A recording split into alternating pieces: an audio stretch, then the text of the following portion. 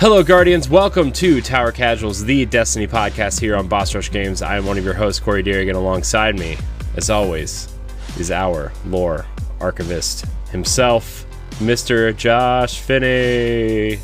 How you What's feeling? going on, everybody? How you feeling today, Josh? Man, I'm good. I'm tired. I feel like I've been complaining about this for weeks, but we are on the verge of finishing with the apartment.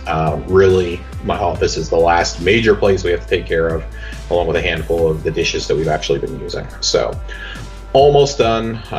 Next week, there will be new surroundings. This is the last time I'll be in a room with a door. My office does not have a door on it in our new place. So that'll be fun. Yeah. Not sure how jazzed I am about that quite yet, but yeah, it's going to be nice. I'm looking forward to it. We've been planning this move for a couple of months now. So, but Corey, before we get started, can we just take a moment to appreciate that we both got our Xbox Series X pre-orders in this week? Yes, we did. I was going to bring it up. I was going to ask you, because man, that was a rough hour the for me. The meltdown in the Arsenal X group chat was gosh. truly something to behold. It was special. It was yeah. dude, I was like, I muted everybody because except for Wario 64. That was how I was. I literally just had my browser open on him. Yeah. And I as he sent out the links just before 11 a.m. Central or 11 a.m. Eastern. So I had the landing page for Amazon pulled up, and when it said, "Oh, this page is not available," like, "Oh shit, this is not a good sign. This is not starting out well." Best Buy's links were up, and it took them over an hour to go live. I'm still convinced that they didn't go live. I'm convinced if you got one from Best Buy, it's a lie. Yeah. There's no way. I know. I spent an hour and a half trying to check out through Best Buy. Yeah, let me. I had an army of people. I had my dad, I had my mom, I had my wife, and then I was trying. First of all, don't text and drive, folks. I was don't browse the internet while you're driving. But I was reloading pages while I was driving to Best Buy or driving to GameStop on my break from work, and nothing would load. I finally got it in my cart at Target. I was like, great, here we go. Boom. Cart is empty. I'm like, what do you mean it's empty? Cart is empty and Target. Name me a more iconic duo. Yeah. I got all the way to payment and shipping address information 7 different times, and each time as I completed it, it yanked it out of my cart. Yeah. It got me. I was the messages I was sending in the chat, I was just I'm devastated. I'm borderline devastated right now. My Twitter feed from Tuesday morning is just, man, you would think that somebody got murdered in front of me the way I was acting. Yeah. I was absolutely crushed. Yeah, I got to, I got all my information. It said what did it say, complete order or whatever. And I went to hit it and I saw the arrow spin. I was like, it's going to happen. Yep. It's going to happen. And it said, oops, something went wrong. I'm like, oh no. And then I had to start over. And by the time we got through all of this, and I was like, well, I have to be back to work in 10 minutes, and it takes me 12 minutes to get there from here. So I started my trek back to work, and I get a phone call from my mom. She's like, I think I got it. I'm like, you did? She's like, yeah, I got it. I got all the way through, and I got an email confirmation from Target. Do you want me to send it to you? I'm like, yes. She's like, then she's like, how do I send you an email? I'm like, oh God. Oh my God. Oh no. Just be at that point, just be like, leave it. I'll do it after work. Just leave it. Well, I was like, it's just like sending a text message. You just enter my email address in the bar and send it and forward it to me. I was like, is Dad sitting next to you? Yeah. Have him send it. Just have him send it. And so she sent it to me. And then when I pulled in the parking lot at work, I opened Amazon, went to the Xbox Series X page, pre-ordered it, with 0 issues. It was so easy. If you got into the Amazon pre-orders within about 90 seconds of them being live, it was the easiest 90 seconds, I think, of your video game career. Yeah. So Corey, you ordered 2, which thank God, because the group chat was not going well. Yeah. Well, my plan was me and Jesse were having extreme problems getting orders. I don't think Jesse got his. Last time I talked to him, he didn't. He did not. No. So like my second one, fingers crossed, nothing gets canceled, right? Like, I'm paranoid about it every night before I go to bed. Yeah, it keeps me up. Mm-hmm. But just in case, like, my second box is going to Jesse unless he gets one in the next, couple of months if they reopen pre-orders or whatever. Microsoft did make a statement that morning or that afternoon. I was driving back to Dallas. People were texting me about it. Like record-breaking pre-orders, like they've never seen demand like this for a box. I know it even sold out in Japan. Did you see that thing today when they even sold out in Japan? Yeah, I did see that today. The joke that I was seeing was, oh yeah, I'm glad they sold all 5 of the consoles. Yeah. Which, I mean, let's be honest, like that's kind of an accurate number. Yeah. Then they were like, we're going to have more consoles in the lead up, but we also are holding some stock to make them available for people for walk-ins on Tuesday the 10th, which I think is really important to note. There will still be other opportunities and other chances. It's flickered in and out at Sam's Club so many times over the last couple days. Yeah, I saw that. Like, if you're listening to this and you've not gotten an Xbox and you really want an X or an S, I would recommend checking out Sam's or Costco. If you have a membership to there or somebody who does, like, you genuinely you may have a better chance. I know that we joked about it on Arsenal X. Jesse was like, man, I might go try Costco. Like, that is actually a really good idea. Like, it's a legit idea at this point, I think. That may be your best shot at securing one over the next 5-6 weeks. Yeah. But I was able to secure my order through Amazon as well, and then I was able to get the Series S for my girlfriend through the Microsoft Store. Microsoft Store wouldn't work for me. I was trying to check out there for close to an hour. God bless him. Ryan McCaffrey was my savior. Ryan McCaffrey was my Wario 64. He tweeted the link for Amazon just as it went live. Yeah. So I was able to get that real fast. And then he tweeted out a fixed Microsoft link, which I grabbed just before the site crashed again. Yeah. And just boop, boop, boop, checked right out. Yeah. It was... man, I'm really excited.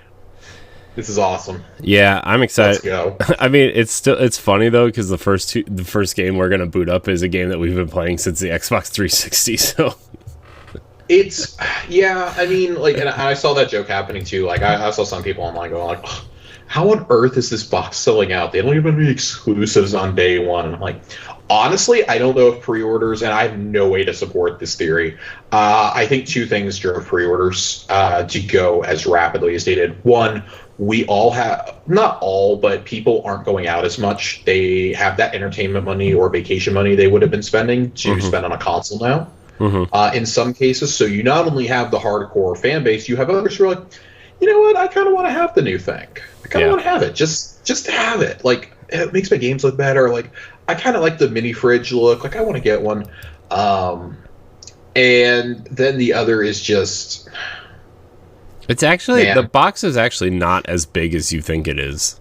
Like, it's not, but it is, like, I'm not gonna. I'm sure I'll get used to it. I like it standing up better than sitting on its side. Like, that's my biggest takeaway from the units going out. I'm like, yeah, this thing's never going in my entertainment center. It's definitely going behind the TV where I don't have to look at it, unless I get a special edition one down the line. But I would absolutely buy an all digital version of this just to make it look more normal. It looks really weird as is.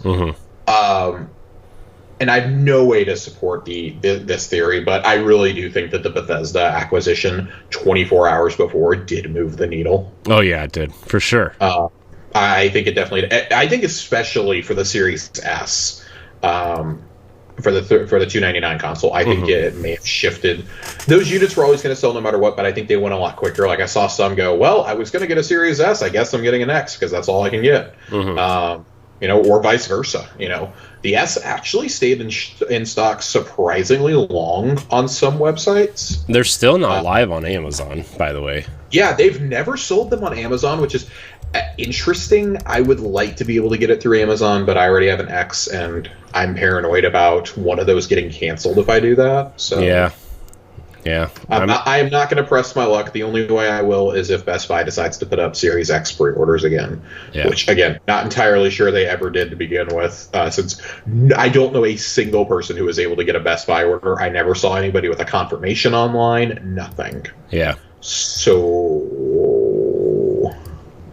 yeah. It's still... It's like the Series X on Amazon says... or the Series X says currently unavailable, but the Series S still says coming soon on the Microsoft product page. So I'm not 100% sure. I don't know. But yeah, I'm glad I got one. I'm glad I get it. Hopefully this second pre-order stays so I can get it to Jesse. But yeah, definitely happy I got one because I didn't think I was going to. And I was going to be really upset. Yeah, I mean, things did not go live. The chaos that was happening online, the absolute meltdowns, is like Walmart. Walmart was the only one who went live right away, them and Target. I saw one person get a confirmation from Walmart before Walmart crashed. Mm-hmm. I saw a couple people get Target, and a few get the Microsoft Store, and then after that, it was just pandemonium. This made the PS5 debacle look like competent. I mean, I guess I don't know. I think they were going to be rough really either bad. day. It was rough no matter what. But this was bad. This was really bad. Like you can't talk shit and then everything just, even your own site, like your Microsoft and your site collapsed, man. Like, come on. Yeah, y'all knew this was coming. Yeah, you knew this was coming. Yeah, I mean, I do put it more on the retailers than Microsoft, but except for the fact that Microsoft's site even was like couldn't. Yeah, Microsoft's site was even crashing and people couldn't check out. Source, I was one of the people for a very long time. So I don't know. I'm just happy that most people on my friends list who wanted one was able to get one.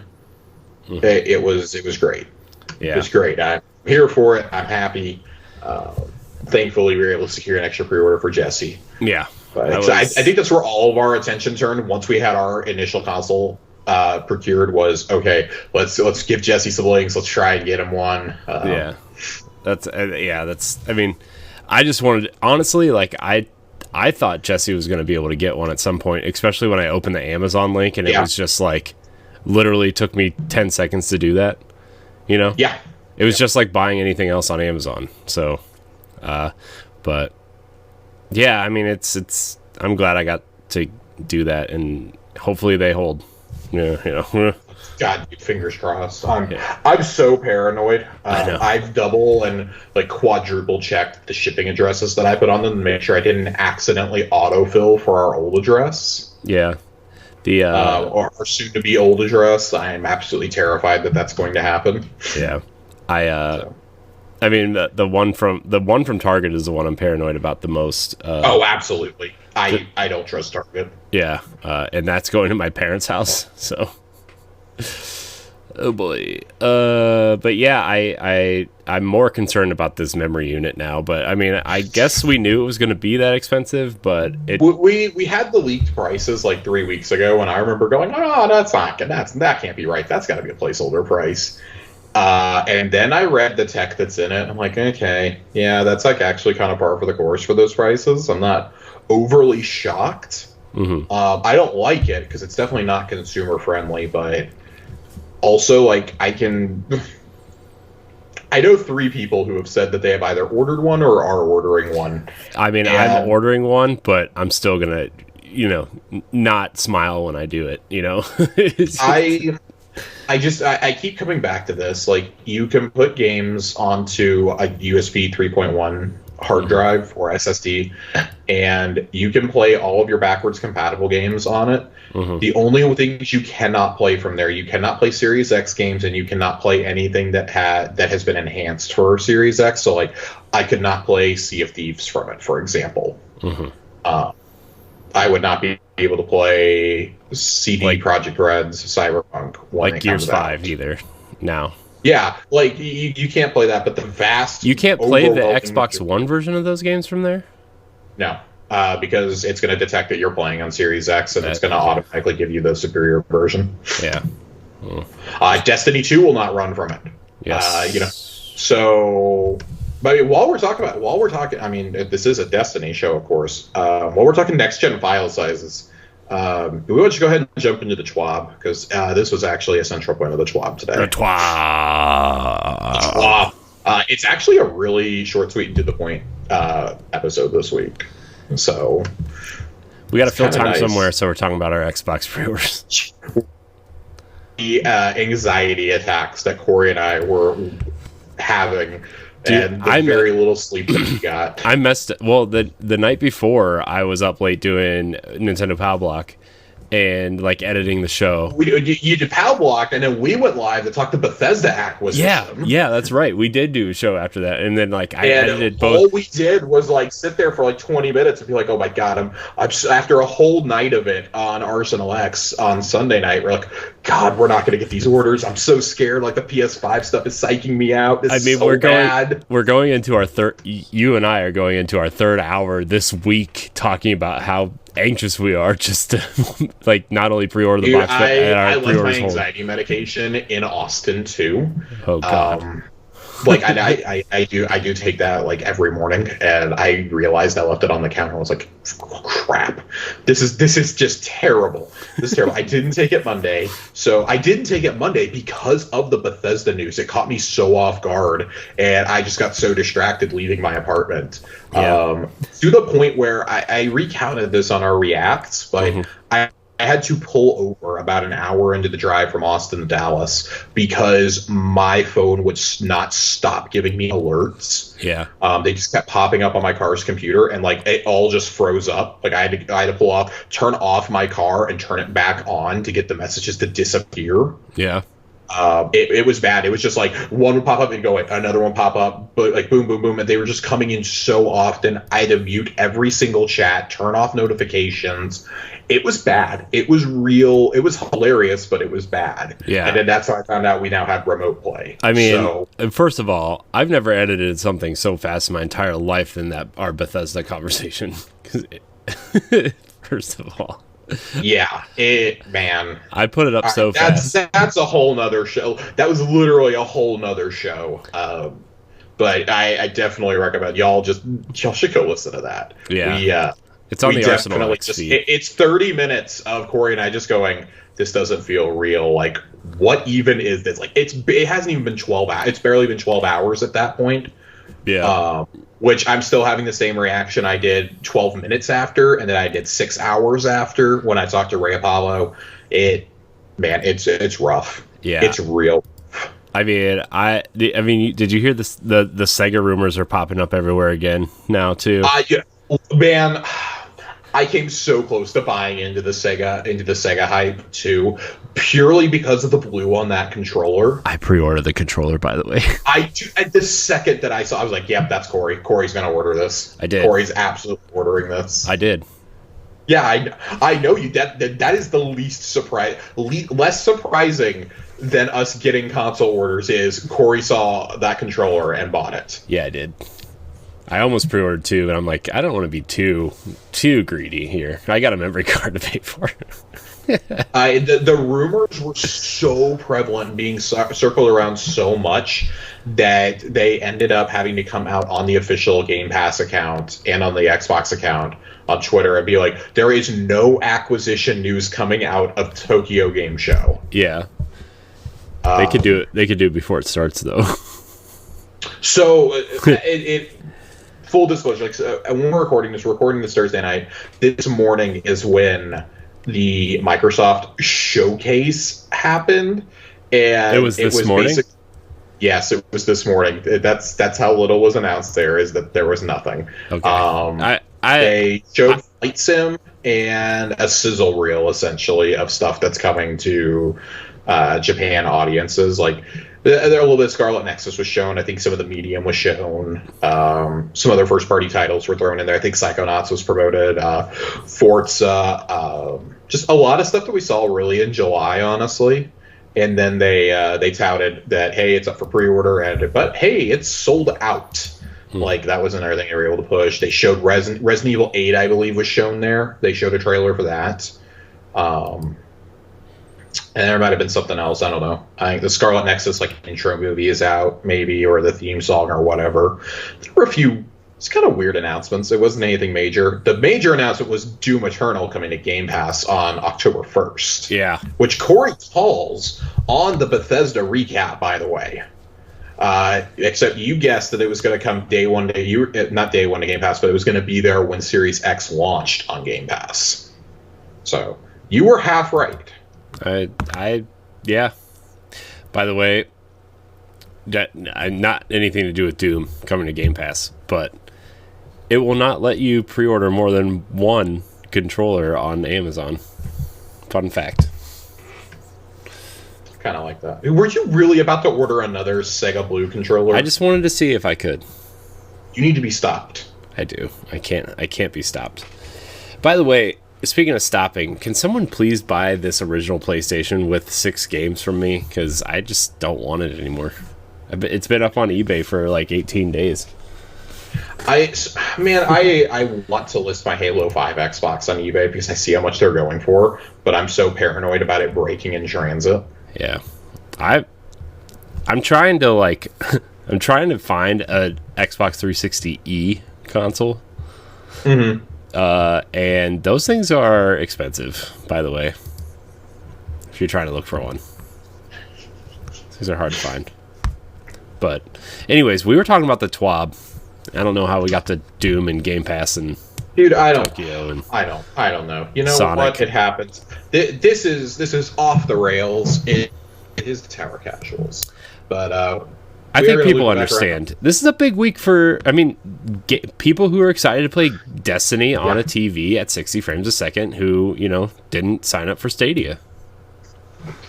So first things first. Destiny did come to Game Pass this week. It includes both the Forsaken and Shadowkeep expansions. There is still 6 or 7 weeks for you to jump in if you're a new player to knock out the Red War campaign and the Curse of Osiris and Warmind expansions. If you want to play the story through on those, there's a lot of story content you can sit there and play. Like, I think this is the best advice I can give anybody who I don't know if we have any new players who are listening to this or people who are interested, but just hunker down and do all the story stuff first and then go back and do side things. You'll get overwhelmed otherwise. Yeah. Don't worry about bounties. Don't pick up exotic quests, things like that. Just do the story. Especially because, especially in the Red War campaign, they actually introduce a lot of stuff to you through the campaign. So they do, and that's one of the reasons why I'm upset that it's going away. But I do hope that it's just temporary and it comes back within like a year. Do you think they're going to have a new light version of that? So they've talked about this a little bit. Part of the reason why the Cosmodrome is coming back, which I want to go more in depth on the Cosmodrome next week with when Nerd Generalist joins us, but they said part of the philosophy of bringing the Cosmodrome back was to create a more streamlined new light experience that can then tie into the Forsaken and Shadowkeep expansions. I'm kind of curious to see how that's going to go, because I do think eventually we're going to get the Destiny 1 campaigns at some point, which I do think is really important, that you can play the entire story from start to finish like other MMOs. Can we get like a streamlined, revamped Destiny 1 story though? Just kind of because some of those missions are kind of worthless, some of them you definitely need to cut out. Specifically, most of the Venus and Mars missions can probably be cut. Yeah. The moon, I do think the moon sets up long term ramifications that come around in Crota, especially for Dark Below. Yeah. I called it Corroda, not Dark Below. I think people know what you're talking about. I think most of the stuff on Earth is pretty necessary too. But the Taken King and Rise of Iron campaigns were really good, and I'd like to see those back as well. Yeah. And House of Wolves, probably still my favorite little like mini expansion that we've gotten between that, Dark Below, Curse of Osiris, and Warmind. I think that's my favorite little one. Mm-hmm. Yeah. But yeah, so it's on Game Pass. Go check that out. It's a lot of fun. You can play it on mobile. I've seen a lot of people tweeting about how they're playing it on mobile and saying that it works just as good as Stadia, but there is still some latency issues on cell phones. So I'm sure those kinks will be worked out eventually. But hey, that's the risk you take playing a live service game on a cell phone. The fact it works on there at all is kind of a technological marvel. Yeah. But really excited to see where that partnership goes. Of course, Beyond Light is coming at you on November 10th, along with everywhere else. But while we're talking about Beyond Light information, Corey. Yes. Today, we in the Schwab, they call it Talking Tech. They talked a lot about some of the back end stuff. We're going to skip over most of this because it's just really big brain stuff that I don't understand. But there are a few passages I want to read from. This is from the engineering director, David Aldridge. He says, we learned many lessons from the transition to Destiny 2, from shipping Curse of Osiris, Warmind, Forsaken, Year 2 seasons, and Shadowkeep. When we look back at those lessons, we decided not to pursue Destiny 3, but instead reinvest everything in Destiny 2 and make it all that it can be, which it was covered in a much earlier Schwab this year. To support that strategy, we made several tech investments to help us sustainably evolve the game for years to come, and some of those investments are arriving in Beyond Light. Many of these changes are under the hood and will not expect your experience, except insofar as they help us deliver you more and better Destiny in the future, but some result in neat improvements, curious behavior differences, and bugs. That means on November 10th, some places and things will feel a little like sliders, so we'd like to give you a rundown of some of the changes. So they changed their scripting model to run on a physics host instead of a mission host. I don't really understand any of this, to be quite frank with you. But things they said you will notice, it will change behaviors in complex ways, and you will see behavior changes or bugs in pre-Beyond Light missions and public events and whatnot that were originally built and tested on a previous system. We've tested these heavily and stamped out the bugs, but some will slip through. We'll be focusing on monitoring the remaining bugs over time. In some cases, these issues are more severe. For example, this is an example of what caused the Prophecy Dungeon to be unavailable temporarily, but it will return slated for the end of the year. So they're kind of aiming for late November, early December, it looks like. Prophecy will be unavailable for the first handful of weeks of Beyond Light. Which we knew, right? Like, I mean, they said that. Yes, we knew. Now we know the specific reason. I always appreciate these looks under the hood, especially from Bungie, as you're trying to basically rebuild a game on the fly. That's what the Content Vault ultimately is going to be helping with. One other cool new feature in the area in this section is face-to-face joins in social spaces. And notice they don't just say the tower; they say in social spaces. Mm-hmm. So I don't know if that's referring to just the farm or if that's referring to maybe there's something on Europa we don't know about yet. There's got to be something on Europa, right? Like, I mean, yeah. If they're taking away they're taking away the farm for sure, right? Like, I feel like that's a no-brainer. I don't know if the farm is going away. I think it's still there. It serves no purpose, though. Yeah. Well. But you can now fire team up with tower friends without a long reload. I really, really like that. But here's the meat of what we wanted to talk about in the Schwab today. Revamped content building and patching pipeline for speed and install size. With the tremendous size of Destiny, our complete shippable content builds were frequently taking north of 24 hours. We've made investments to bring that down to sub 24 hours, which resulted in a bunch of changes to content and patching formats. The current Destiny 2 install has a significant amount of dead content. Example, assets in the base install that were replaced in later patches. Due to these changes, Beyond Light will be a full re-download on all platforms. We know this is painful for those with slower or metered internet connections, and we're very sorry about that. To help mitigate this, we're planning to enable Beyond Light preload sometime in the evening of November 9th Pacific time, which should give everybody at least 10 hours to download before the gates open. The install size, as a result, will shrink by 30 to 40% due to a combination of culling unused or replaced content, install size optimizations, and moving the content vault. The install size will shrink to somewhere between 59 and 71 gigabytes, depending on the platform. And this will help us control install size better in the years to come. Something I really want to show here real fast. We're assuming right now that the 71 gigs is probably PC, Series X, and PS5. And we're assuming that 59 is likely Xbox One, PS4, and potentially Series S, maybe like 5 gigs above that. But we do know that Series S is offering 30% reduced download capacity than Series X versions of games. Yeah. So I suspect it may be coming at that, but that's really good for such a big game. That's actually a really good size. It's no longer the 108 gig behemoth that it is now, which is topped, I think, really only among widely played games. It's really only topped by Call of Duty, by Modern Warfare and Warzones. So yeah. And Master Chief Collection is as big as Destiny 2, if you want any idea. Gears 5 is pretty big too. Okay. I think it's over 100 gigs total. Okay. I haven't had it installed in so long, truthfully. Yeah, on One X it's pretty big. If not over 100, it's close. So. Yeah. And kind of the last in this area, we hope to use these faster builds to accomplish 2 things. Help us ship mission-critical fixes faster when game-breaking bugs arise.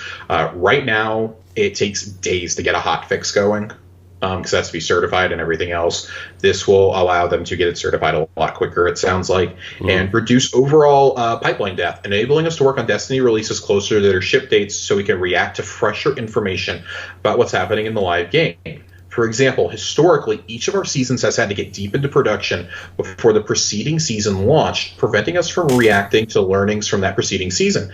These tech improvements should give us 1 to 2 more weeks of flexibility on a seasonal scale, helping us pivot more quickly in some cases. So, for example, like Luke Smith earlier this year was talking about, hey, we're seeing your feedback, but we can't enable the changes until like Season of Arrivals. It was something in Season of Dawn, I believe.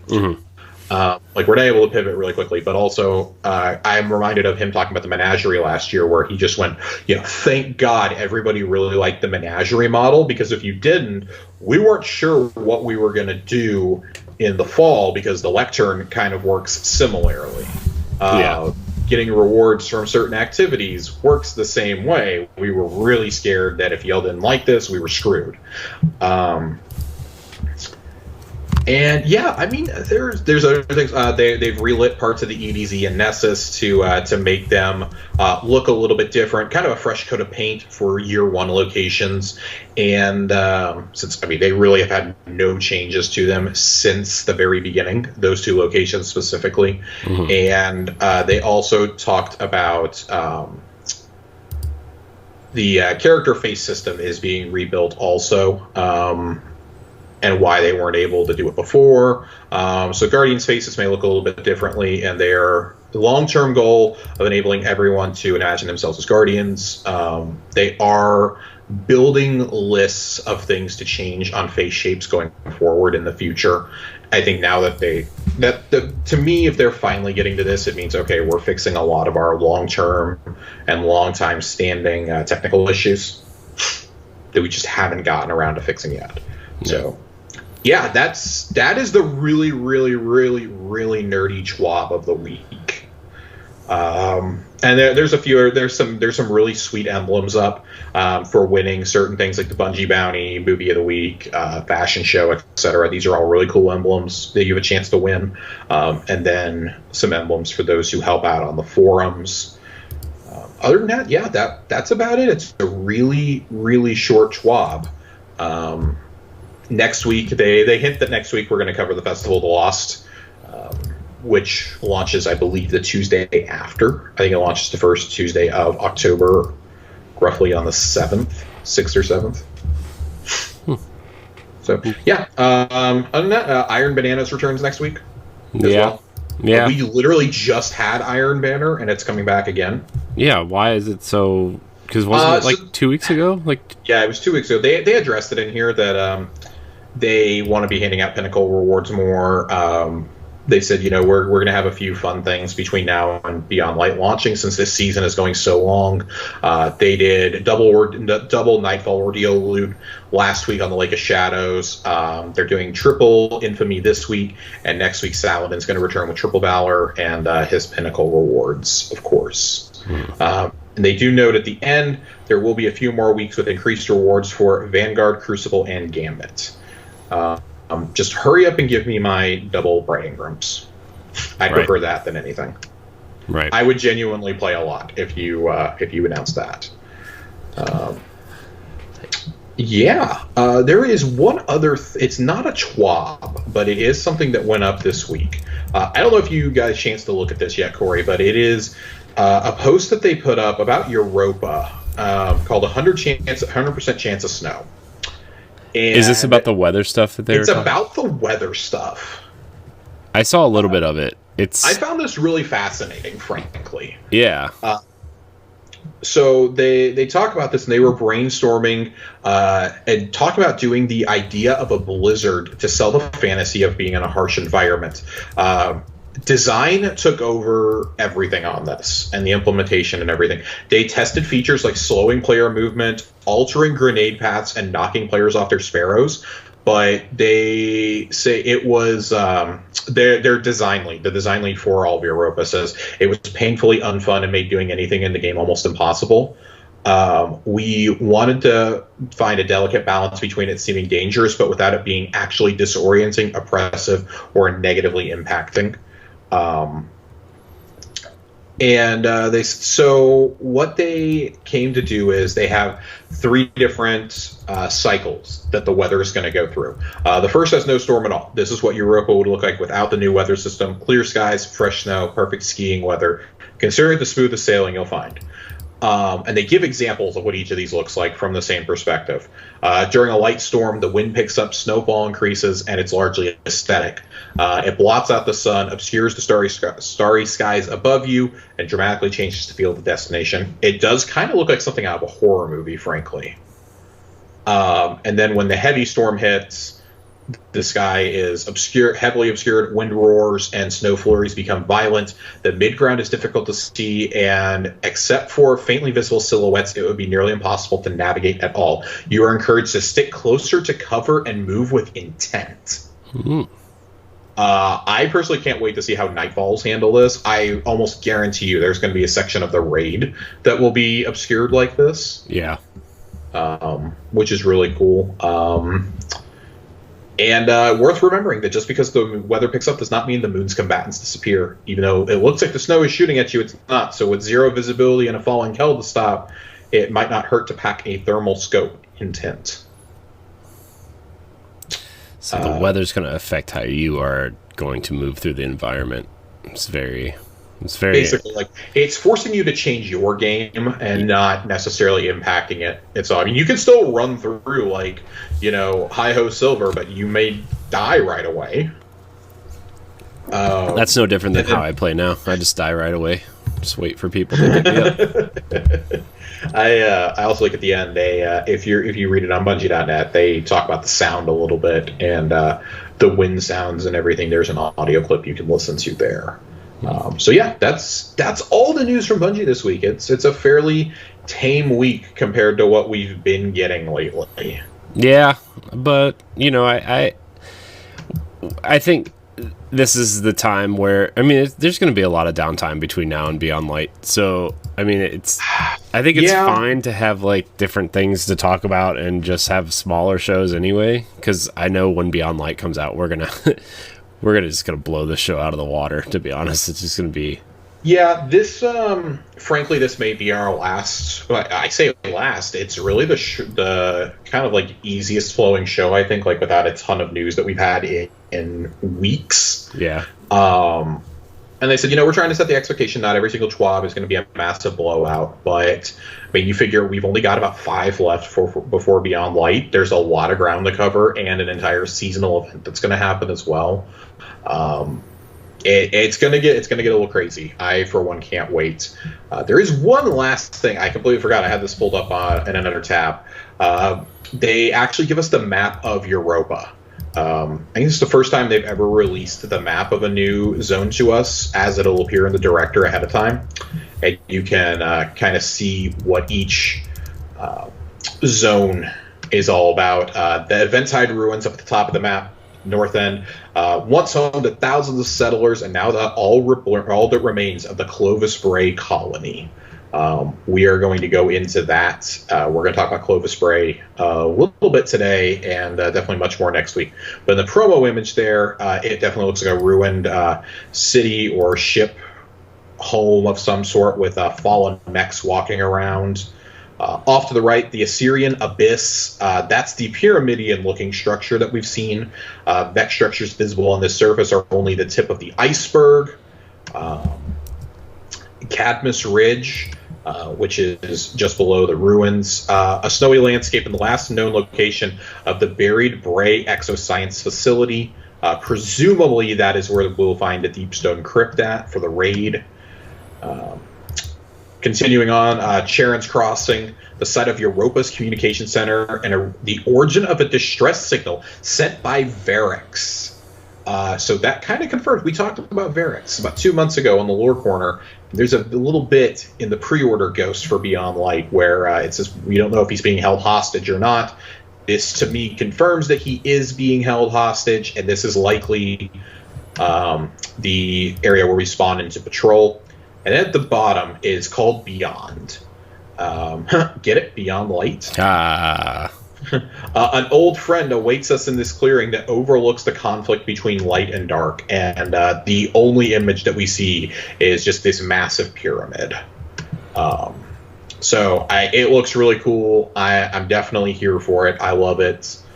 I want it. I need it. Yeah, I mean, I can't. Varix is. Let's be honest. Varix is one of the coolest characters in Destiny. He really is. Just, you know, I mean, besides like his iconic Prison of Elders call outs and stuff, like it was like he's just a cool character. He's always been one of my favorite characters. He's the reason why I have a House of Judgment shirt in my closet. Like he's one of my favorite characters, and you know, yeah. besides Mithrax for you, I'm sure. Yeah, I mean, man, I need more of my boy Mithrax, but up until Mithrax, I mean, he was the only Fallen that was never hostile towards us. Yeah. He holds a lot of relevance in the story. I mean, they've been building him back up ever since Forsaken. Like, there's a whole lore book dedicated to him in Forsaken, for God's sake. If you don't have the Most Loyal book unlocked, highly recommend you either listen to our episode on Varix or you read it when it comes available. In Beyond Light, it's unlocked for everybody. Read it on Ishtar Collective something. It is one of my favorite lore books. And that and the Mithrax one really show how you can develop characters off screen in this universe. And then still tie it back to current events. Yeah. So, and I'm sitting here scrolling on this page while we're talking about it. Below the map, it shows, of course, the Deluxe Edition contents, and I did not realize that at launch, if you bought this, you get the exotic sparrow from the trailer. You get the Stranger's Sparrow. Yeah.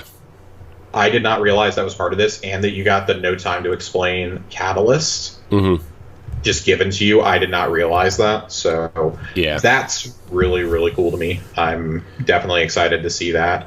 And they've updated the box art also. It is worth noting the Stranger is 100% front and center now, holding the Shard of Darkness. Yeah. We did get a new trailer this week.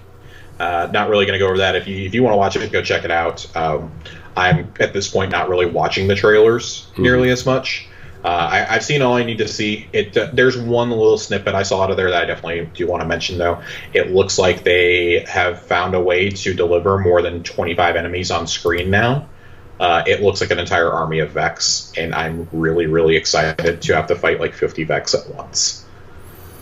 Yeah, it's gonna be cool. Like I know, like it was always like this weird thing where playing Destiny, you kind of saw the old, almost like Halo, enemy kind of AI reactions and stuff. Like, you know, like when you would, like in Destiny 1 especially, like when you would land on Mars, and you would go down into that area where the Vex were fighting the Cabal, and it, like, they wanted you to think that they were like really having a war there, but it was really only like, what, 7 or 8 Vex versus 7 or 8 Cabal, because there was a couple roaming around behind you also. Well, they talked about this in one of the tech deep dives a while back, and it's just like engine restrictions and everything else, and it looks like that may have been one of the things they've been able to fix on the back end. The Vex offensive was one of the first things that made me feel like, okay, partially because of how the arenas were built, but it's like, okay, there's a ton of enemies out here. I can take this. Also, that just like the possibilities for raid encounters are nuts now. Like, yeah, I'm so excited to see what you can do here. Knowing that there are only 25 enemies on screen at one time really makes me feel like an inadequate Guardian. It does, doesn't it? I was like, man, I never thought about that until people were talking about it. Yeah. So, like, I was always, I mean, I'm always the one running up to exploding thralls and punching them, so don't do that. Just tighten things, man. Just tighten things. Punch it. Just muscle through it. It'll be fine. Just punch it. Well, Corey, I don't have a drop this week that I particularly care about. Did you have a drop that you liked? I mean, I only played Destiny for like a little bit this week. I didn't get anything. Yeah, same here. It's pandemonium over here. I'm probably playing like almost not at all this week either. Yeah, so. I mean, I honestly switched over to the Mario 3D All Stars collection thing. Okay. On Switch just to play a little bit of Mario 64, and I played a little bit of Destiny this week just to, because I hadn't played with Traveler's Chosen yet. A great gun. Fantastic gun. Yeah, it's really fun. I was actually kind of shocked that I was enjoying a sidearm as much as I was. I plan on making a build based around it. I want to make an ability-based build, probably with my Warlock. Yeah, for this fall. I actually played a little bit as my Warlock as well this weekend, because, like, you can only punch yourself through things so much. Plus, like, I have nothing done with my Warlock. Like, my Warlock and my Hunter are characters that I like, oh, okay, I guess I'll buy the exotic from Zerd this week to infuse it into something for those characters and get them up to light level, so in case I need to use them, they'll be ready. But, like, I still have, like, I put on my Warlock the other day because I had only done the new light stuff with my Warlock, and I was like, oh, I still have to go talk to all these people in the tower. Oh. Yeah, the Beyond Light quest, or not, God, New Light quest is really bad. It's made it almost unbearable, and for that reason, I just haven't unlocked Strikes or Gambit, I don't think, on either of my alternate characters. I have suffered through the Crucible stuff just so when Mayhem comes up, I can get double Bright Dust. Yeah. So it's just I'm like, okay, well, if I'm going to play as one of these other characters, I'm waiting till Beyond Light to see what their new, like, just so these quest lines go away, because they're just not. It's just like, I don't want to do this. I don't want to talk to all these people. I know who these people are. I wish they could see what I've done on my other character. That's the one thing. I wish the missions and stuff, like, some of the missions, like, they had, like, generic missions that would count across all 3 characters, and then have quests that would be like, okay, well, these, you can redo these quests, but, like, the generic, you know, okay, you don't, if you're this far with your primary character, you don't need to go talk to Shax and you know, Banshee and Hawthorne. I can't believe that. I mean, you look at my account, when I started playing on my Warlock and my Titan, I probably had like over 1,000 hours in this franchise. You're really gonna act like I don't know what I'm doing? Okay. Yeah. I've beaten every single raid, guys. Like, I think I know what I'm doing. I have earned Recluse. I think I know what I'm doing in this game. Or, like, you know, when you're moving through, like, when you start a new character or whatever, like, say you just want to, like, make your character look different or whatever, so you delete a character and make a new one. Or, you know, even just start a second or third character, and, like, the mission pops up and it gives you an option to skip it. Be like, oh, we see you've already done this mission with another character. Right. Would you like to skip it? And, yes, I would. Yes. Yes, I absolutely would like to skip it. This is ridiculous. And if I accidentally hit no, please prompt me again and say, are you sure? Yeah, it's not great. It's pretty bad, actually. Yeah. Not a fan. Hopefully that'll be fixed, though. Because I actually thought about going through and playing like the Red War campaign and stuff with a secondary character again, just to because if those are going away, I would just want to be like, you know what, I should probably play these again one more time. I know there's some issues with the Osiris DLC. I know some of those campaign missions are kind of weird and long. But I also don't remember them all that well, and I would like to go back through at some point and do them. So maybe I will. Yeah, maybe. I'm thinking I may go back and do it as well at this point, frankly. The thing I want to bring up, though, I don't have any interesting drops, but I did earn an exotic cipher this week, which we get in the Season Pass. But the quest that we talked about last week, the Memories of Hellsome quest, to honor Matt Hellsome, one of the designers from Victorious Visions that worked on the Warmind campaign and on the Destiny franchise as a whole. Bungie, of course, put out a little mini quest about this. You'll receive a prompt the next time you log in that'll be like, hey, this is here. There will be no node for you to go talk to anybody when you go to Mars, though. You kind of have to find it on your own.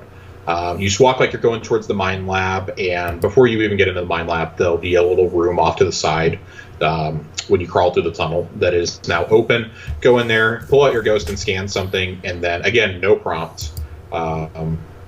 You'll be like, oh, we found a journal from the Golden. It's back to Ana, and she'll give you a big dialogue. I'm going to go ahead and read this. I can't believe you found this, Ana says. It's Hellsome's journal. Hellsome was a xenoarchaeologicalist during the Golden Age. He believed there were instances of contact between extrasolar species and humanity long before the Traveler. By all accounts, Hellsome was a cigar-smoking, whiskey-drinking explorer who hated flying. He'd refused to use jump ships for planetary exploration, would just hop in a rover and drive halfway across Mars to do his research. In spite of all that, every log entry I've ever heard made it sound like he was the happiest guy in the room. His laugh was just ... Ana seems lost for a moment. I don't know if Hellsome ever found what he was looking for. According to this, he stayed here through the collapse because he believed in something. I guess I'll have to make that choice too. And then she gives the reward for the exotic cipher at that point. So it's a really cool way to honor somebody who was a part of the Destiny universe by making him actually part of the universe now, canonically. I think that's really special. The exotic cipher allows you to trade in for an exotic with Zera or the Cryptarch, but you can only hold one at a time. So I already have one. I'm going to have to go spend one, and then I can pick this up, unless they somehow patch this before Beyond Light. But yeah, I thought that was really cool, and just a really special little thing. Like it takes you all 5 minutes to do, and it is it's really nice. It's really moving to see that. Yeah, I like that they did this. I think it's really, it probably means a lot to that his family and like just this. It just means that like Bungie has taken. Despite sometimes people say that maybe they're not the greatest company to work for sometimes, or like they're really bogged down and trying to get stuff fixed and everything, but like it kind of shows that they know who their employees are, and it's more like a don't really care to say this word a lot, but like a family, and like this is a way to honor one of their family members who's gone now, and now they're immortalized in this game until obviously the game goes offline at some point, I'm sure, but it's really cool.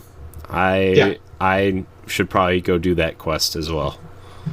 Again, it takes like all 5 minutes. I actually had to Google because I didn't have a message prompt, but it's pretty much there to say like, hey, if you take the time to explore this and you actually read the prompt and don't accidentally click through it like I did, you can go do it.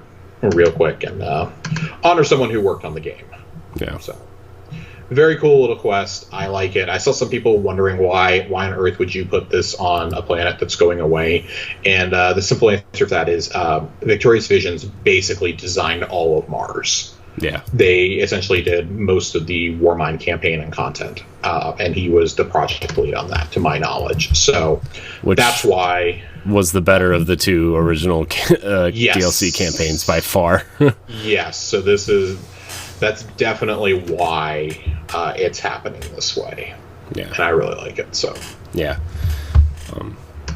Yeah, I think it's cool. So yeah, I guess at that point, should we move into the lore corner, Corey? Just keep talking about Ana Bray. Yeah, I'm a big fan of Ana Bray. Big fan of Ana Bray. Big fan. Ana Bray is Bay, right? That's what they say. Ana Bray is Bay. Yeah. Before we jump into this, we are going to talk some lore corner real fast. Just what we've got coming up. We have been pushed back a tiny bit in our, I guess, not pursuit, but in our coverage of what's going to happen here. This week we're going to talk Ana. I'll look at the time here in a minute. We're going to try and get through Elsie as well. We need to talk about the Clovis Bray Corp at some point. Cover Vance, cover the Trials, Rasputin, Drifter, and Saint 14, all before Beyond Light. We may have a little bit of wiggle room towards the end, but that right now is the current objective, is to get through all these people. And of course, we already covered Eris earlier in the season. So, with that said, Ana Bray. Ana is, I think, out of any of the planetary vendors in either game, really, she is. Well, I guess there weren't planetary vendors in Destiny 1, so I take that back. But out of the NPCs, I think she's one of the more beloved in the community. She's really mysterious. Ana is someone she's not the true daughter of Clovis Bray. She was adopted by them, and she's one of the very few people who knows about her life before she was a guardian, and as a result, we know about her life. When she was a child, she actually worked on or not as a child, but when she was younger in her previous life, she worked on Rasputin as a psycholinguist that taught him independent thought. She basically helped develop his AI, which is really, really cool. Rasputin began to develop nuances in his language, you could say. Taught him literature, taught about music, philosophy, and stuff. But she also didn't teach him the concept of trust, which is really depressing. Of course, at some point, she does die. She comes back. She's revived by her ghost.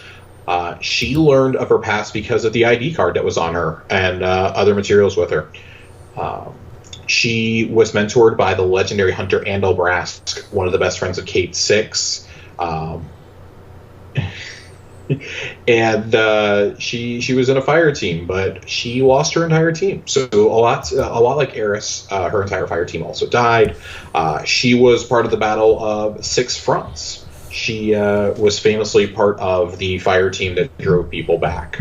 She was part of Shax's team there, who chose to just charge. Instead of heeding the advice to fall back from Zavala, her and Shax and a few others charged forward. She became a legend, and she decides to leave shortly after that. She doesn't feel like she's at home, honestly. She heads out and tries to seek knowledge about the Clovis Bray Corp and whatnot. Zavala did not like this. Learning about your past life is taboo amongst them. Not Six Fronts. So she participates in Six Fronts. Twilight Gap is what I'm thinking of. She participates in Twilight Gap, and everybody assumes that she dies. She uses that to kind of cover her tracks and take off. She eventually heads out to Mars, of course. She heads out, and we encounter her. We encounter her there when she's looking for Rasputin and for the Warmind. Is this where the Warmind DLC starts? Like that, where she's kind of like, you see her in the snow or whatever, and it just. Yeah, we're there. There's a little bit of stuff that actually happens during the Red War. Her ghost detects Zavala's call to rally on Titan. Ana chooses to ignore it. She says no, and then she gets caught in the snowstorm, of course. And that's when we get the intro to the entire DLC. So Ana's past is still pretty. It's pretty shrouded in mystery. We've got some sort of indication that we may get that continued. Ana, of course, for those who have completed the Traveler's Chosen quest line, she is the one of the 4 planetary vendors that actually to come to the tower. And she hesitates. She doesn't want to come back to the tower because she doesn't want to be the Hunter Vanguard. All indications are that she will eventually take on that role, although personally I think that the lore for the Exodus questline hints that still popular fan theory is in effect that it'll end up being Uldren eventually. Mm-hmm. I would not be shocked to see it be Ana first, though. While we're talking about the Exodus questline, though, she does decide to leave finally, and she has found that Rasputin actually survived the Darkness's attack that we see at the very beginning in the opening cutscene of this season. Mm-hmm. She is able to download Rasputin's data fragments into a primitive exo body, so she is also bringing Rasputin with her to the tower. We are essentially getting Fellwinter 2.0. This was data mined last season. A lot of people found a Fellwinter character model in the game. It was later found to be the hologram that you encounter in the Fellwinter's Lie quest. But also, hey, that was kind of clever because now, hey, he's coming for real. It's in one of the very first exo bodies. I suspect her to have something to do with the Deepstone Crypt pursuit and storyline in Beyond Light. And I think that's when we're going to get the... that was my phone going off, sorry. I did not mute my phone. That is the confirmation, I think, that her and Elsie are going to finally cross paths. So speaking of Elsie, we're gonna shift away from Ana real quickly here, and we're gonna go to Elsie Bray. So one of the most prevailing fan theories in the Destiny community is that the Exo Stranger is actually Ana's long-lost sister, Elsie. It's been kind of hinted at before in various little nuggets. I didn't really subscribe to this theory until, of course, Fife did a video on it. But some of Elsie's history, Elsie and her sister Ana built a Sparrow when they were kids, when they were 13. It would later become a full-on production model, which I do personally believe is going to maybe be her the Sparrow that you get in Beyond Light that we were just talking about, actually. The Stranger she designed, Sparrow? Yeah, I think it may end up being the Stranger Sparrow. Who knows? I'm probably completely wrong on it. And then she designed a couple of ships for Clovis Bray, including the Shadow Trespass ship, which it's an exotic one. It looks kind of like poop. But it was available during the Warmind expansion from Eververse. They also had a third sister. They all worked at the Futurescape on Mars. Her sister worked Elsie worked on research and development, as well as on the snow armor. Of course, she kind of kept an eye over Ana working on the Ikelos, well, not the Ikelos scout rifle, the what do you call it? I'm blanking out right now, but it's the exotic scout that you can get from Ana. Polaris Lance. She looks at it. Of course, she's pleased with what she's seeing. Elsie was kind of behind the test nodes that we go and find. And she helped develop the Worldline Zero exotic sword, and it allowed her to see visions of the future. She actually saw the collapse and the darkness during this, and she disappears a couple of days after she sees it. She wipes out her research before she flees. She hides the sword within a cache, and then she leaves a message to Ana apologizing. At that point, she completely disappears, and we lose all records of Elsie Bray. The Exo Stranger, however, we're not gonna relitigate this, but of course we know that she shows up a handful of times in the original Vanilla Destiny 1 campaign, and that's the only time that we ever saw her. She is, of course, front and center in Beyond Light. She is on the cover art for it. We don't exactly know the Stranger's purpose yet, only that she has been in contact with us and the Drifter before, as indicated in the trailer when she says, "This is what I brought you here to show you." So kind of an overview of this. She works for an unknown faction, of course. We don't know who she's talking about, but she is able to travel through time. She says, I keep coming back to this point, basically, when she meets the Guardian. Like, I keep coming back to this. And when she first encounters us, she's talking through her mic, and she says, kill the engine, kill the engines, kill the thrusters, I'm on my way. She, her gun, No Time to Explain, which eventually becomes an exotic, it's going to be an exotic in Beyond Light, and I believe it was turned into one in Destiny 1 as well. Is made. See, that shows you the amount of times that I used that gun, which was never. I actually used it quite a bit, to be honest with you. I mean, really? I mean, it was at a time where, like, my friends were starting to fall off Destiny, but I was still playing it pretty regularly, and I was, playing around with, obviously, Galahorn and some of the other exotics that they brought back from Year 1, and just going through the Siva stuff, and I actually really liked No Time to Explain. It's probably one of my favorite pulse rifles, to be honest with you. Just the way it feels. I don't really remember what the perks were or anything. I liked the way it felt, and I used it a lot. So... of course, she keeps going back through time, jumping back through. She sees she's trying to stop the Vex and the Black Heart, is what she's doing on the moon originally. When she becomes interested in the Guardian, when she becomes interested in the Young Wolf, she eventually finds the Guardian, whose ghost mentions Venus, and she believes us to be the one. She follows the ghost to the Cosmodrome. Of course, we see her in the opening mission watching us fly off out of the Cosmodrome,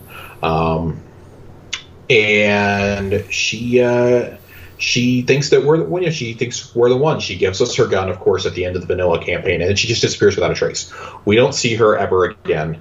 But 6 years later, because canonically each expansion is and seasons are over the course of a year, she's on Europa. Of course, she's aligned with the Drifter and Eris. It is kind of bonkers, honestly. Don't really know what she is doing here necessarily. I do really, really, really, really, really, really hope that we eventually get to find out that she is for sure Elsie. This is probably the biggest fan theory that has circulated, and it's circulated since Warmind. That's really when this started picking up steam. And it's just kind of like latched on. Like, at this point, even if it ended up not being true, I think that, it basically is Rasputin. She encounters Rasputin at one point, and he recognizes her, but she doesn't understand. I am very curious to see. Like, let this play out. Ana, of course, one of the beloved NPCs. The Stranger was one of those things that everybody just kind of laughed and made fun of. Like, I have no time to explain why I don't have time to explain became, something of a meme across the internet. with Destiny 1. That's putting it lightly. It's putting it lightly. But with her and we're all assuming now that Uldren is back in the Cosmodrome. As his symbol is the symbol for the Cosmodrome, for God's sake. Yeah. It looks like they're really trying to rectify the mistakes made with Destiny 1 and with the initial canceling of Joseph Staten's story. Yeah. We know that Uldren was supposed to be the Crow originally and was supposed to be much more in line with Cade 6 in terms of his humor. Yeah. So we'll see what happens there. But yeah, it's just kind of a short, sweet lore corner right now. I like this. And Luke Smith has confirmed that her companion that we see in the trailers is not a ghost. But we will find out what it is. Do you think there's very curious? Do you think there's a darkness equivalent to a ghost? Yes. That's kind of what I'm getting at. Is I think that eventually that's going to be revealed. I think that is the equivalent. I think the ghost can upload himself into it. Frankly, what if Europa ends up being not a moon, but the darkness version of the Traveler? Whoa. No, I don't think that's happening, but that would be cool. No, Europa is an actual planet, so yeah, I don't know, but I do think that there is plenty of stuff here that they aren't telling us yet, obviously. I really hope that a lot of this expansion has been left secret, and with the reintroduction of the Stranger, it makes sense that they would be extremely tight-lipped about it. Yeah. I do think we're rapidly getting to the close of Eris's story, however. Yeah. I feel like Eris's story is going to come to a close probably within this next year. Like her whole story? I think her whole story. Eris has been front and center for the Dark Below, the Taken King, Shadowkeep, and now will play a major part in Beyond Light, as well as the Season of Arrivals. No other NPC has ever played that much in the game. Mm-hmm. And to me, it's kind of clear that if they do keep her, she's going to be part of a separate Vanguard that will include herself, the Stranger, and the Drifter. Mm-hmm. So I do kind of wonder if that's going to happen. I think it's pretty clear that the Stranger is going to end up being the vendor on Europa. That's my personal belief, at least. It would keep her in the story. Mm-hmm. And I think she's going to be pretty important to the evolving storyline that we see in the seasons this year. I think that would be kind of a no-brainer. The only other person I think that could kind of fill that role would be if Mara comes back. Yeah. Just surprisingly, which we can't rule it out. The last time we had a big expansion like this, we are getting two zones, I guess. We are getting Europa and the Cosmodrome. If Uldren comes back, I expect Mara to show up at some point. Oh yeah. So. You don't think Varix could be a vendor? See, I believed for a long time that Varix could be in it. It's very possible. In fact, I'd say it's probably more likely that he's the vendor. Especially if the Stranger is going to be a major part of this story. You don't want her just standing on the planet and then just randomly pop up in cutscenes, I feel like. Yeah, I would prefer to avoid another Eris situation. Yeah. Which is what we had in Shadowkeep, where she just popped up, or hey, you have to return to her. Maybe we won't have to return to the Stranger every 5 seconds. Yeah. I hope that's a signal of some better storytelling in that regard. They've always been great on the cutscenes and the visuals, but also, we need that to reflect the reality a little bit more. Yeah. Also, I could almost see there's probably going to be some sort of social space on Europa, right? And if we're learning how to wield the darkness, don't you think it would make sense for the Drifter, the Stranger, and Eris to be vendors there instead of kind of if they're forming their own version of the Darkness Vanguard, would it make sense to have them all together, kind of? So I've been doing a fair amount of thinking about this. I do not think that Eris will be there, because this is part of the problem. Eris is the planetary vendor on the moon. On the moon, right. Mm-hmm. Unless you drop somebody else on the moon, which, it's entirely possible. You could just throw somebody else there. I don't know. Yeah, but if Shadowkeep staying as an expansion to play through. probably she kind of makes has sense. to. Yeah. Yeah. I do suspect that the Drifter is going to move out there. And just like leave his creepy voicemail machine or something at the tower. Yeah. But I mean, I think if you move Drifter out there, and you could move Eris out there, of course, and just let us pick up bounties from orbit. And I mean, hey, you could. I mean, it's space magic. Let her be in two places at once. Yeah. You know, who cares? Because canonically, Shadowkeep takes place, you know, a year before Beyond Light. There's always some wacky things you could do there, I'm sure. I mean, there's no rules to say that Eris couldn't be both places either, right? I mean, right. I do think that you're going to see something weird like that. I think the Drifter is going to be there, though. We've gotten indications that, you know, kind of looks like in some of the promo images that is camping out there. It certainly looks like it. Like he's flown the haul out there. So yeah, just really kind of curious to see what happens. I do think, like I said in the show, I think that they're keeping a lot of secrets, and one of the cool things to keep a secret, I think, would be a social space, even if it's just a big area where we're all spawning into, a la the moon. Yeah, I mean, they kept the tower a secret, right? They did. We had no indication that the tower was coming back.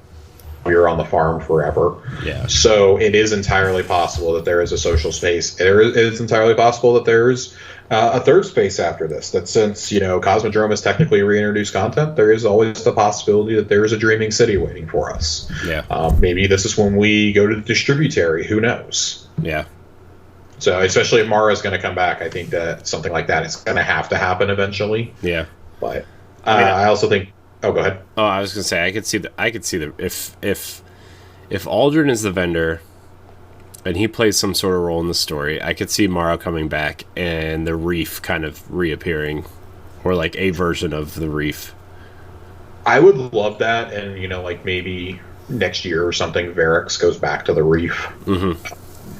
Like Varix becomes the vendor there or something. I think that'd be really cool. Mara takes her place up in the Dreaming City once we free it. Yeah. There's a lot of possibilities you can do here that I'd really like to see. So lots of exciting things coming, lots of speculation happening. But that's going to do it for Lore Corner and the speculation zone. Yeah. Man, I'm just really excited to play Beyond Light. Honestly, probably for most of the show, I've been staring at this Stranger statue on Amazon, debating whether or not I should get this or that, or the memory card and another controller. I love it. I absolutely love it. It's great. Yeah, I mean, it's that thing where I know that as soon as I buy it, it's going to go down $10 on Amazon before it gets hiked up in price because they're going to stop selling it. But I kind of want to pull the trigger on it because it looks cool. It's great. I really like it. Mine came on Tuesday, and I am just a massive fan of it. I wish they had more things like this. You know, like more collectible characters from Destiny, right? Like I have the Shax, and the Saladin figures, but I want more of like something like this. Like I would want one of like all the Vanguard characters. I would want one of Saint 14. I would want one of Saladin and Shax. Like I would like them to do this, but I don't know how feasible that is for people who like how many people are actually that into the characters of this game to have them. But yeah, I don't know. I mean, like I feel like things like this might end up being exclusive to the Bungie store. Yeah, eventually. They had a Cade one, right? They had a Cade one. The Cade one was really crappy, though.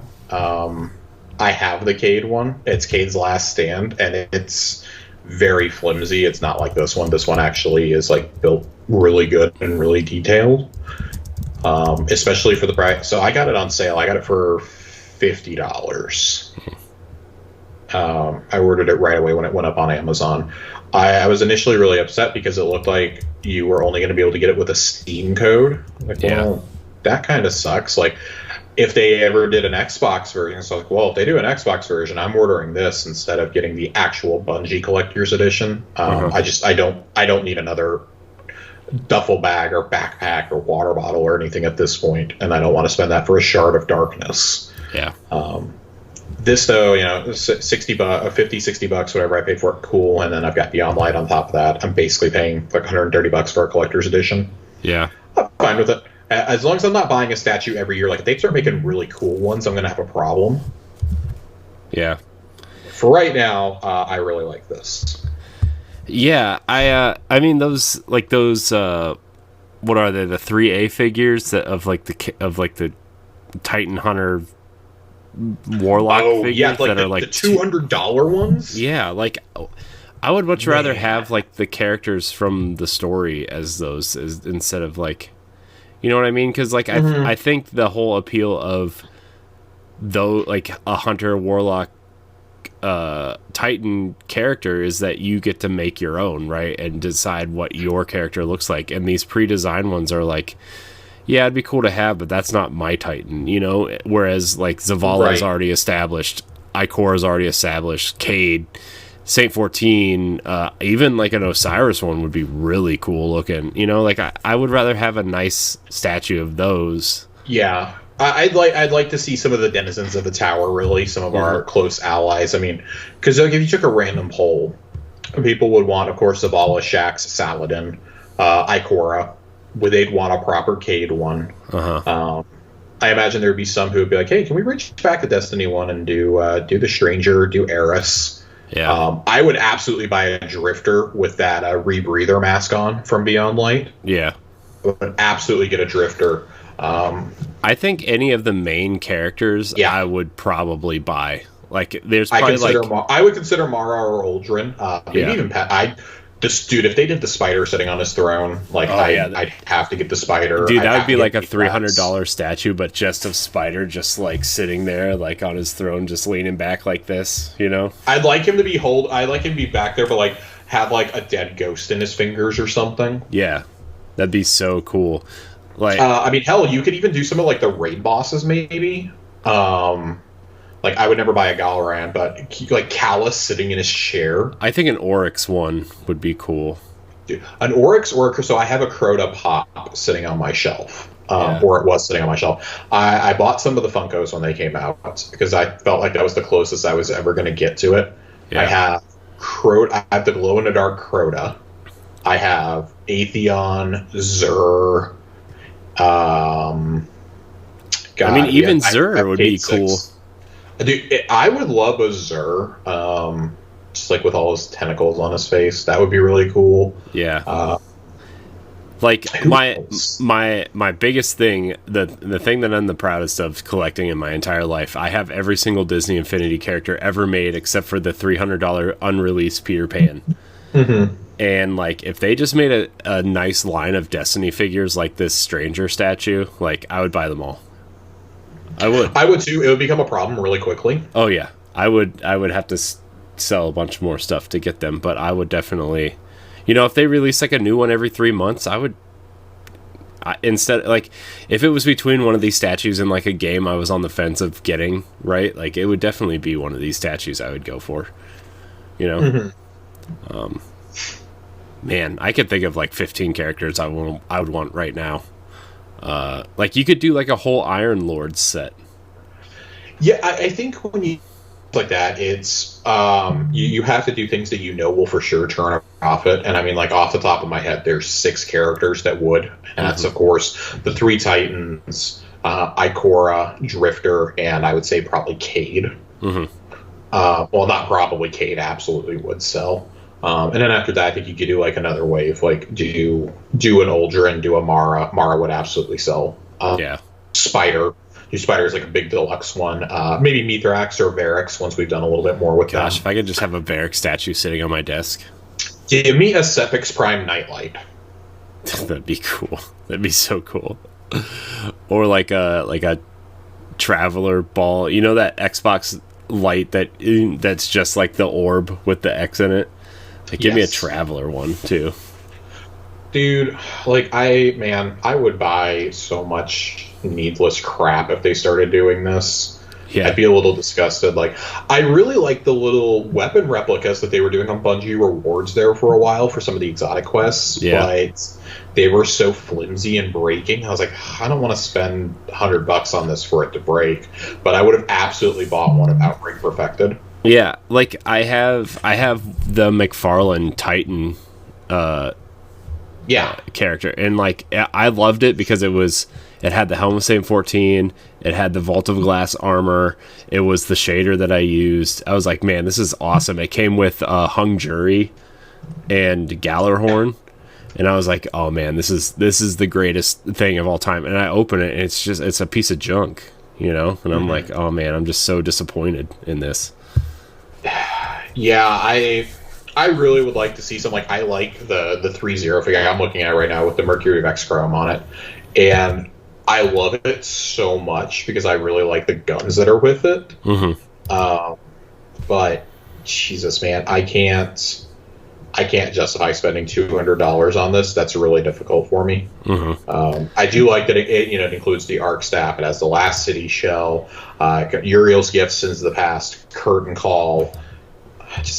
Man, it's cool, but there's nothing in this world that would get me to spend $200 on that.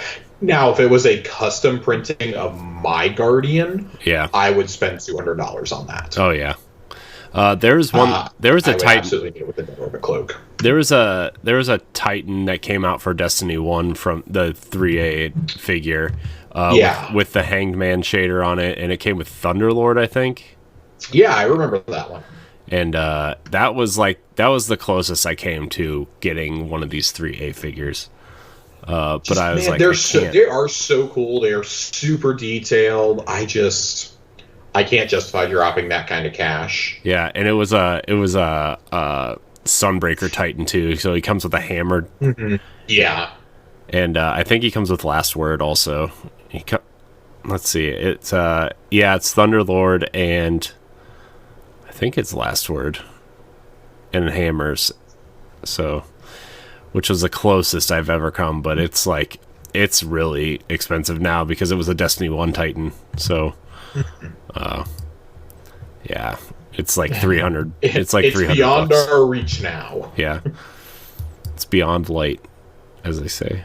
Beyond my dollars. Need to end this. Yeah. That's going to do it here for Tower Casual. I want to thank everybody for watching and or listening. Remember, you can subscribe to our YouTube channel, youtube.com/BossRushGames. Check out all of our content and our family of shows on our website at bossrushgames.com, or you can watch us live on Thursday nights for Tower Casuals. Josh, where can we find you? You can find me, Josh_Finn, on Twitter. That's Finn with 2 N's as always. And follow the recovery of my existential crisis from getting my Xbox finally. And more Destiny and Bethesda gossip leading up to November. Yeah. Are you coming on Arsenal X this weekend? No, the plan is, in fact, as soon as we get off after this, is to probably pack my microphone away. So TBD. Okay. TBD. It depends on if we can get everything that we absolutely need to get done Sunday finished. Since Chelsea works Monday night, she'll be asleep all day Monday. She works Monday night, and then we move on Wednesday. So I'm trying not to leave too much for Tuesday at this point. But if I can get through all that, then I'll be definitely maybe. But I do still have some hot Bethesda takes to get out there now. I know. I want to talk about it so bad now that I've actually had time to semi-process it. And the fact that we kind of all got our X's now, and I'm just kind of like, it's time to wait. So, but yeah. You can find me at IamCorianHD on Twitter and Instagram. You can also catch me on a variety of shows here on Boss Rush Games. Some things kind of happening in the background here. Very excited. Hope everybody had a good week, has a good weekend. Josh, thank you for joining me on this edition of Tower Casuals. And thank everybody so much for watching. And until next time, we love you.